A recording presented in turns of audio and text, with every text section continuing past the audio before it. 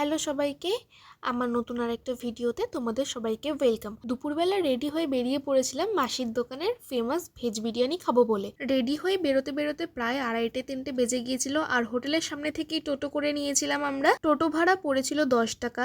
মাসির দোকানে পৌঁছে তো দেখি প্রচুর ভিড়, তো একটু ওয়েট করেই তারপরে আমরা সিট পেয়েছিলাম বসার। অর্ডার করে দিয়েছিলাম বিরিয়ানি, ময়দার সবজি আর সোয়া চাপ। ভেজ বিরিয়ানি ফুল প্লেট 100 টাকা আর হাফ প্লেট 50 টাকা। সোয়া চাপ 1 পিস 50 টাকা, আর সাথে ময়দার সবজি 1 প্লেট 50 টাকা। আর খাওয়া দাওয়া কিন্তু মোটামুটি বেশ ভালোই ছিল, আমার একটু অয়েলটা বেশি লেগেছে আর কিছুই না। তারপরে খাওয়া দাওয়া করে চলে গিয়েছিলাম আমরা ইসকন টেম্পলটা ঘুরতে। মন্দিরের ভেতরে প্রবেশ করলে কিন্তু তোমরা এরকম অনেক দোকান পেয়ে যাবে, যেখানে কিন্তু গোপী ড্রেস থেকে শুরু করে গোপালের জামা কাপড় সব কিন্তু তোমরা এখানে পাবে। তাই আমিও আমার বাড়ির গোপালের জন্য নিয়ে নিয়েছিলাম 2টো জামা। তো চলো এখন মন্দিরের সামনে যাওয়া যাক, আর বিকালে কিন্তু সন্ধ্যা আরতি দেখবো। সন্ধ্যা আরতি শুরু হয় কিন্তু 6:30টার সময়। আর মন্দিরের ভেতরে তুমি ফার্স্ট টাইম দেখলাম যে ভগবানের মুভি দেখানো হয়, এখানে মুভি থিয়েটারও আছে।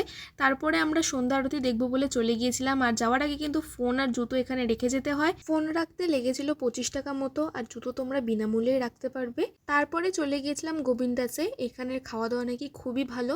তো এখান থেকে আমরা রাত্রের ডিনারটা প্যাক করে নেবো, কারণ দুপুরবেলা খেয়েছিলাম একটু লেট করে।